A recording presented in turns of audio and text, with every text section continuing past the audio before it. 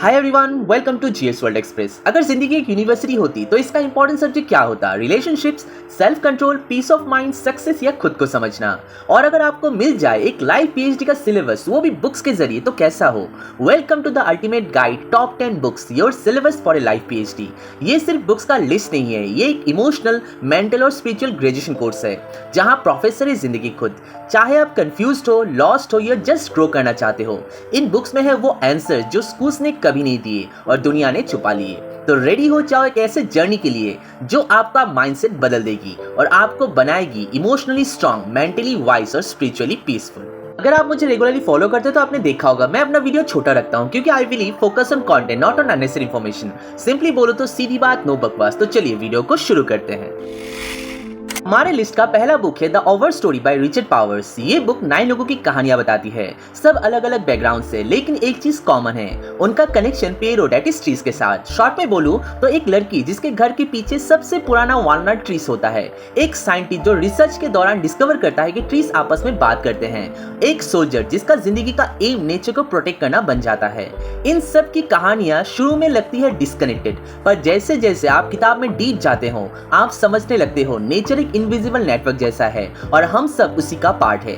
The real star of the story not the characters but the trees themselves. Author Richard Powers ये बताना चाहते हैं कि अगर हमने अब भी नेचर को इग्नोर किया तो सिर्फ एनवायरनमेंट नहीं, हमारा फ्यूचर भी खत्म हो जाएगा। अब बात करते हैं हमें ये बुक क्यों पढ़ना चाहिए। फर्स्ट, ये बुक आपका थिंकिंग पैटर्न बदल देगी। आप नेचर को सिर्फ बैकग्राउंड का पार्ट नहीं, एक लिविंग कैरेक्टर की तरह देखोगे। आप समझोगे कि हम सब पेड़ों से कितने डीपली कनेक्टेड है, चाहे हम जाने या ना जाने। हर कैरेक्टर का इमोशनल आर्क इतना स्ट्रॉन्ग है कि आप उनके दर्द और पैशन को महसूस करोगे। ये बुक आपको क्लाइमेट चेंज के बारे में बताएगी बिना लेक्चर दिए, इमोशनल टच के साथ। ये वो बुक है जो खत्म होने के बाद भी आपके सोचने का तरीका बदल देगी। हमारे लिस्ट का दूसरा बुक है बिहेव बाय रॉबर्ट सैपोल्स्की। कभी सोचा है हम गुस्सा क्यों होते हैं? क्या रीजन होता है किसी का वायलेंट या काइंड होना? और सबसे बड़ा सवाल, क्या इंसान का बिहेवियर पहले से फिक्स होता है या सिचुएशन पर डिपेंड करता है? ये सारे सवालों का जवाब देता है एक माइंड ब्लोइंग और detail science based book, Behave by Robert Sapolsky. Behave एक सिंपल बुक नहीं है, ये एक साइंस की जर्नी है जो बताती है कि कोई भी ह्यूमन बिहेवियर, चाहे वो प्यार का हो या नफरत का, वायलेंस हो या काइंडनेस, उसके पीछे एक पूरा बायोलॉजिकल टाइमलाइन होता है। सैपोल्स्की हर एक एक्शन को टाइम से रिवर्स करके समझाते हैं। कोई भी एक्शन हुआ तो 1 सेकंड पहले क्या हुआ था, मतलब कौन सा न्यूरॉन फायर हुआ, मिनट्स पहले क्या हार्मोन रिलीज हुआ था जैसे कि टेस्टोस्टेरोन, कॉर्टिसोल एक्सेट्रा, उस इवेंट के आवर्स और डेज पहले का मूड, स्ट्रेस लेवल क्या था, पिछले महीने के लाइफ इवेंट्स क्या क्या हुए थे, बचपन का अपब्रिंगिंग कैसा था और साथ ही इवोल्यूशन के दौरान क्या पैटर्न्स डेवलप हुए। ये बुक एक्सप्लेन करता है कि हर बिहेवियर कोई ना कोई बायोलॉजिकल और साइकोलॉजिकल रीजन होता है, चाहे वो रोड रेज हो या किसी स्ट्रेंजर के लिए एम्पैथी। एक लाइन में बोलूं तो हम जो करते हैं, जैसे सोचते हैं, उसके पीछे साइंस, सोसाइटी और मेमोरी तीनों का हाथ होता है। ये बुक दिखाती है कि हर एक्शन के पीछे कितने लेयर्स छुपे होते हैं। साथ ही गुस्सा, वायलेंस और पॉलिटिक्स के रूट कॉज को समझना, मतलब हम समझने लगते हैं कि लोग एक्सट्रीम डिसीजंस क्यों लेते हैं और कैसे कंट्रोल कर सकते हैं। ये बुक एक मास्टर क्लास है on how your mind, hormones and society interact. Language complex हो सकता है बट सैपोल्स्की हर एग्जांपल को लाइफ से लिंक करके एक्सप्लेन करते हैं और साथ ही इस बुक से एम्पैथी और अंडरस्टैंडिंग डेवलप होता है। आप दूसरों के पर्सपेक्टिव को बेटर समझने लगते हो और ये आपके रिलेशनशिप और लीडरशिप दोनों में हेल्प करता है। हमारे लिस्ट का तीसरा बुक है ए लिटिल लाइफ बाय हानिया यानागिहारा। जिंदगी सबके लिए आसान होती है, कुछ जख्म दिखते हैं, कुछ सिर्फ महसूस होते हैं और कुछ दर्द इतने गहरे होते हैं कि उनका कोई नाम नहीं होता। ऐसी ही एक कहानी है ए लिटिल लाइफ बाय हानिया यानागिहारा, एक ऐसा नॉवेल जो आपको तोड़ देगी लेकिन उसी में एक खूबसूरत सच छुपा है।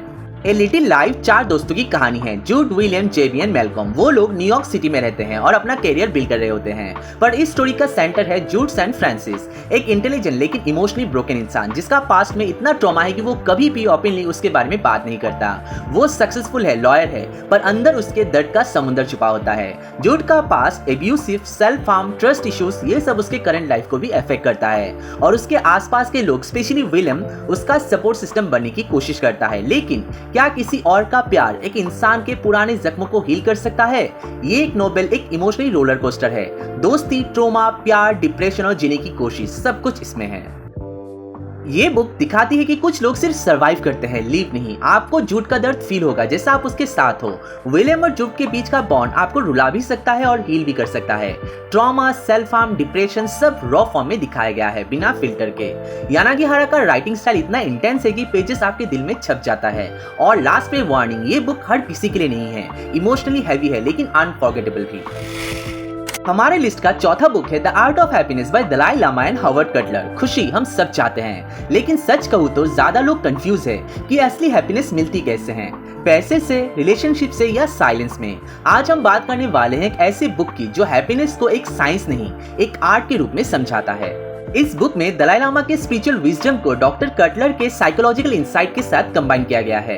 ये बुक एक सिंपल ट्रूथ पे बेस्ड है। The purpose of life is to be happy, but ये हैप्पीनेस बाहर से नहीं आती, ये अंदर से कल्टीवेट की जाती है। दलाई लामा के according happiness is a habit of the mind. If your mindset is positive, even tough situations can be manageable. लेकिन अगर आपके अंदर बिटरनेस, जेलसी या एंगर भरा है तो दुनिया की सारी चीजें मिलकर भी आपको खुश नहीं कर सकती। The book covers how to deal with suffering, how to build inner peace, the role of compassion, patience and forgiveness, why material success is not equal to happiness.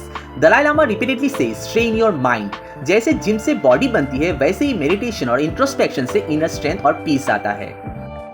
ये बुक सिर्फ नॉलेज नहीं देता, ये रियल लाइफ स्ट्रगल्स के practical solutions भी offer करता है। इस बुक से आप हर सिचुएशन में अपने इमोशंस को कैसे हैंडल करते हो ये सीखने को मिलता है। बुक के थ्रू समझ आता है कि दया, पेशेंस और फॉरगिवनेस कितने पावरफुल टूल्स है। डॉक्टर कटलर का साइकोलॉजिकल लेंस और दलाई लामा के विजडम दोनों का कॉम्बो इस बुक को यूनिक बनाता है। बुक पढ़ते वक्त ही आपको एक सुकून महसूस होता है और अंदर से स्ट्रांग बनने का रास्ता भी मिलता है। हमारे लिस्ट का फिफ्थ बुक है होम गोइंग बाय या ग्यासी। आपके डीएनए में कहानियां लिखी होती है उन लोगों की जो आपके आने से पहले दुनिया से जा चुके हैं। उनके चॉइसेस, उनका दर्द, उनकी जिंदगी आपकी कहानी का एक हिस्सा है, चाहे आप जाने या ना जाने।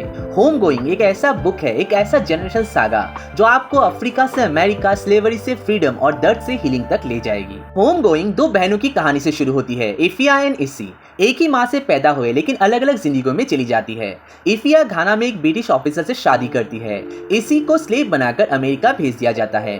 उन दोनों की लाइफ अलग होती है लेकिन उनके डिसेंडेंट्स की कहानियां 7 जनरेशंस तक अफ्रीका और अमेरिका दोनों में अनफोल्ड होती है। हर एक चैप्टर एक नए जनरेशन पे फोकस करता है। कोई कोल माइन में काम कर रहा है, कोई हार्लेम की गलियां छांट रहा है, कोई अपनी पहचान ढूंढ रहा है, कोई अपने एंसेस्टर्स के जख्मों से हील कर रहा है।